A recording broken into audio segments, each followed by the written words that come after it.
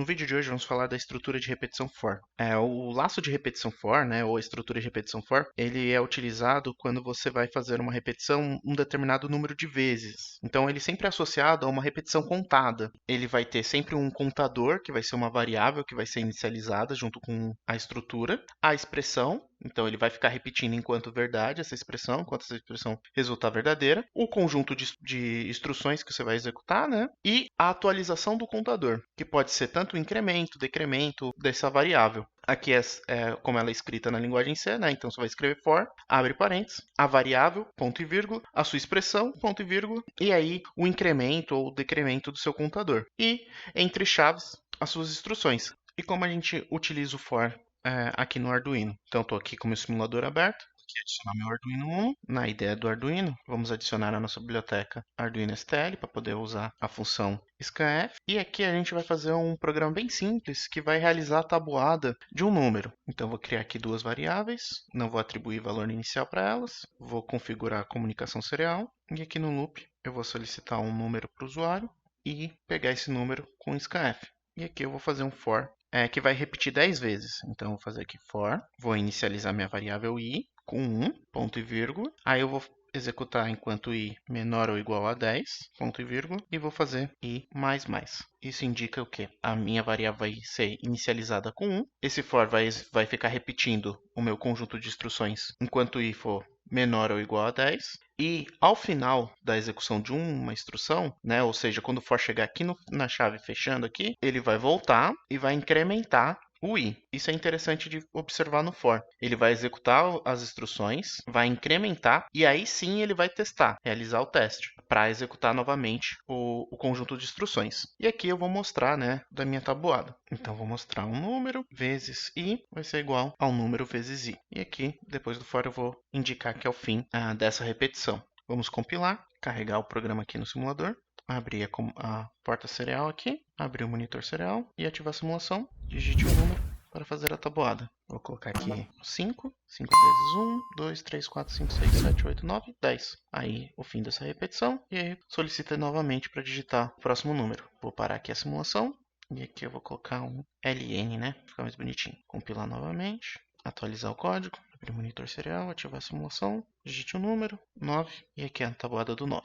Também poderíamos fazer ao contrário, né? Então, iniciar com 10 e ir subtraindo. E aqui eu ia fazer isso enquanto i for maior ou igual a 0, porque aí eu vou mostrar a tabuada ao contrário. Vamos aqui compilar novamente, atualizar o código, abrir o monitor serial, iniciar a simulação. Então, digite o número, 3. Então, tá aqui, ó. E aqui eu vim até o 0. Né? Então, eu comecei no 30 e fiz a tabuada até o 0. Posso parar aqui a simulação. E aqui, se eu colocar, por exemplo, maior que 0, aí a tabuada vai terminar em 1. Atualizar aqui o código. E aqui está nossa tabuada.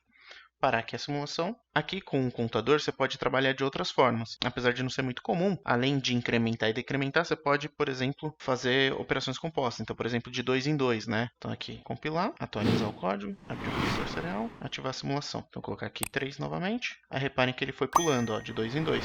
Nas estruturas de repetição, você tem que sempre tomar um cuidado para não deixar seu loop infinito. Então, por exemplo, no while e no do while, na hora que você escreve a expressão, você tem que tomar cuidado ali que aquela resposta da expressão não seja sempre verdade. Aqui no for é a mesma coisa, você tem que sempre tomar cuidado aqui, se sua condição aqui não vai ser sempre verdade, porque isso pode travar seu programa e ele ficar sempre executando aqui. Então, por exemplo, vou colocar aqui ó, uma expressão que vai ser sempre verdadeira, como eu estou indo de 2 em 2, por exemplo, diferente de 1. Então, enquanto i diferente de 1, ele vai executar esse for aqui. Atualizar aqui o código, monitor serial, ativar a simulação. Então, vou colocar aqui, tabuada do 5. Então, reparem aqui que ficou infinito. Vou parar aqui, ó, ele foi de 2 em 2. Como eu coloquei diferente de 1, aquela expressão do i vai ser sempre verdadeira agora, né? Porque todos esses números são diferentes de 1. E ele vai ficar executando aqui até eu parar a simulação, né? Então, parar aqui a simulação. Sempre tomar cuidado ao utilizar a estrutura de repetição, tanto o while do while como o for, para garantir que sua expressão não seja sempre verdadeira.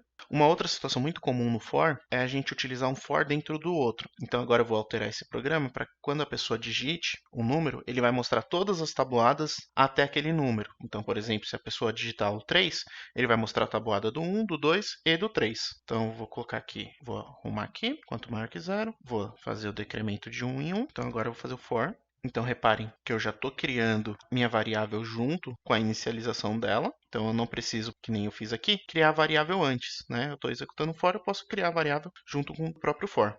E aqui, eu não vou abrir fecha-chaves, porque a única instrução que eu vou ter dentro desse for vai ser esse outro for. Então, eu vou vir aqui com o botão direito para que ele fique bem alinhado aqui, um for com o outro. Deixa eu ajustar aqui, né? I igual a 10, enquanto I maior que 0 e menos menos. Então aqui eu vou alterar aqui para J e aqui para J. Vamos compilar, atualizar aqui o código. Então digite um número. Então vou colocar aqui 3. Então aqui ele mostrou a tabuada do 0, a tabuada do 1, a tabuada do 2